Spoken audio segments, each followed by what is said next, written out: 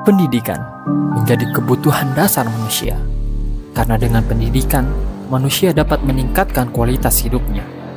Selain itu, pendidikan menjadi salah satu faktor pendukung dalam kemajuan suatu bangsa. Berbicara mengenai masalah pendidikan di Indonesia, khususnya di Papua, tidak akan ada habisnya. Mulai dari kurikulum, pemerataan guru, standar kualifikasi yang dimiliki guru, fasilitas sekolah, dan masih banyak lagi. Lantas, bagaimana solusi atas permasalahan itu?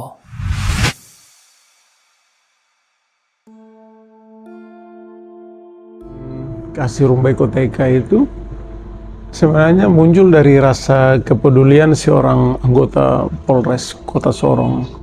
Saat itu kebetulan beliau itu bertugas sebagai Babin Kamtipmas di Sorong Barat. Kemudian dia lihat bahwa banyak sekali yang putus sekolah. Nah, terus dia mulai berpikir untuk menolong. Itu sejak awal itu. Dia berpikir bagaimana bisa menolong mereka. Nah, dengan upaya apa adanya dia mulai membantu. Nah, kemudian setelah dia mengumpulkan data dan dia lihat bahwa ini sebenarnya potensinya besar, ruang untuk putus sekolah itu masih sedikit. Nah, kemudian rasa peduli itu direspon baik sama Polda Papua Barat. Kemudian teman-teman di Polda itu mereka serius. Dari situ mereka mulai bikin yang namanya Yayasan Kasih Rumbai Koteka. Begitu. Tanggal 22 Agustus 2002 itu mulai secara resmi mereka dirikan yayasan ini di Manokwari.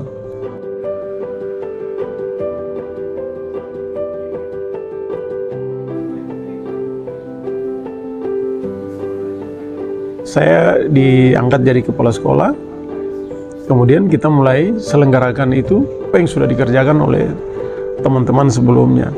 Nah, teman-teman sebelumnya itu saya salut sama mereka pekerja keras dan saya memotivasi mereka. Saya bilang bahwa kita mengerjakan hal ini itu seperti kita jalan sepi yang tidak semua orang mau lewat situ. Kenapa? Kita peduli dengan anak-anak yang sudah tidak ada harapan gitu. Kita kerjakan sesuatu yang sebenarnya nggak ada nilainya begitu. Kenapa juga anak-anak ini dilahirkan terus diterlantarkan tanpa pendidikan seperti itu. Tapi kemudian justru itu sebaliknya kami berpikir, oh ini jalan sunyi ini hanya bisa dilewati orang-orang tangguh saja, orang-orang hebat yang bisa lewati jalan ini. Dan nanti hasilnya itu kita sampai di tempat yang ramai begitu.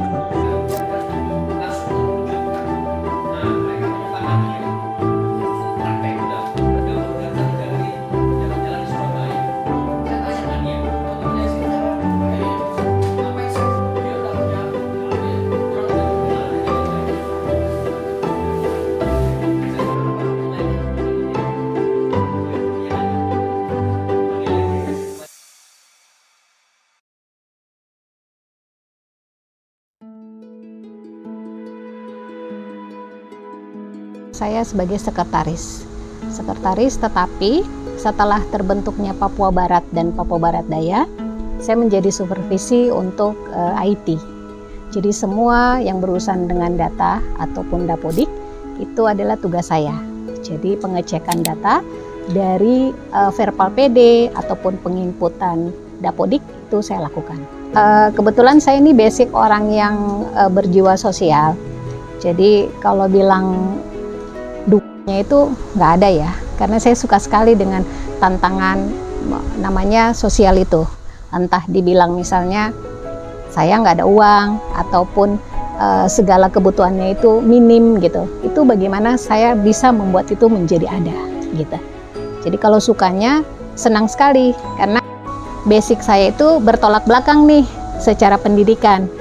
Saya sarjana komputer, berbeda dengan bagaimana membuat manusia ataupun masyarakat ini dia bisa mengenal datanya sebenarnya. Kita bicara data dulu.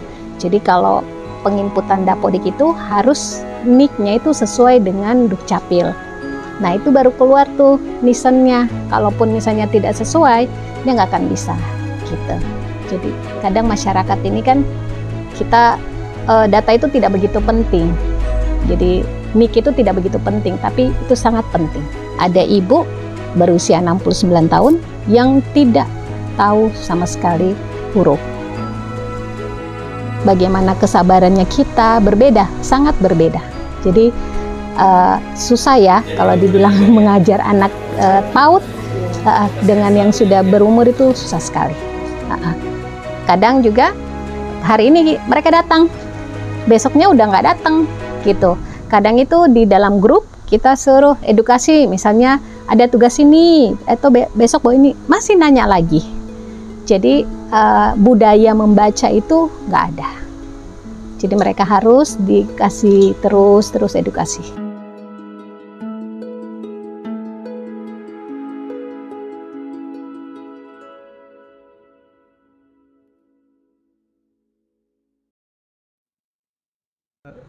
Kasih Rumah Ipoteka itu sebenarnya hanya memberikan semacam stimulan kepada organisasi yang lain, kepada semua organisasi pemerintah maupun non pemerintah. Kan kita bisa lakukan seperti yang dilakukan oleh Polda Papua Barat.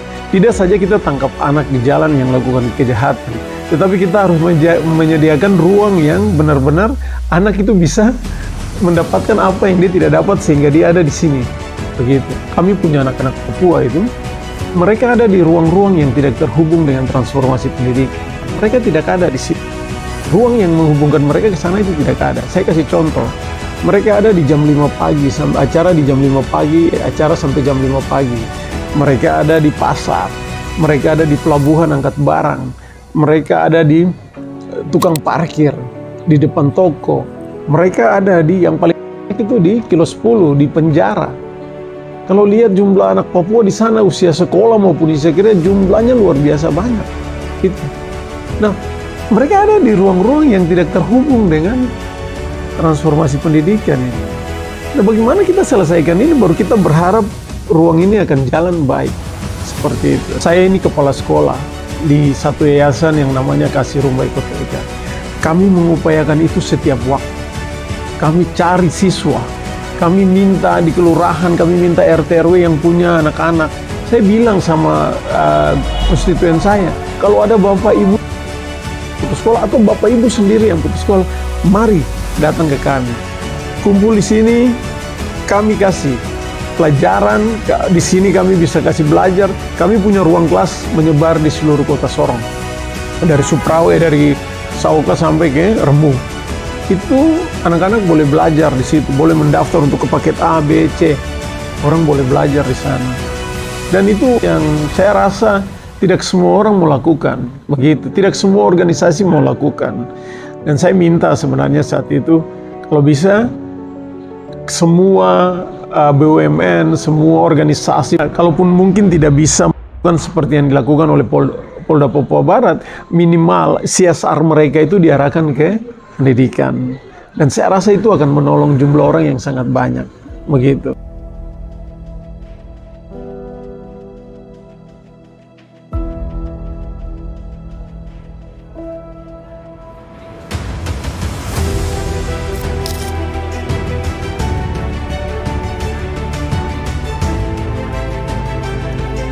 Saya berharap anak-anak yang putus sekolah jangan kecil hati, jangan putus asa bahwa masih ada harapan.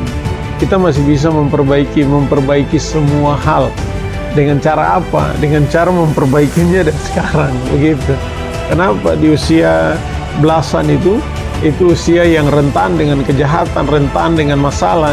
Tetapi kalau kita bisa arahkan dengan baik, saya rasa anak-anak bisa baik. Dan kita bisa reduce tingkat kenakalan remaja di Provinsi Papua Barat Daya maupun di Kota Sorong secara khusus.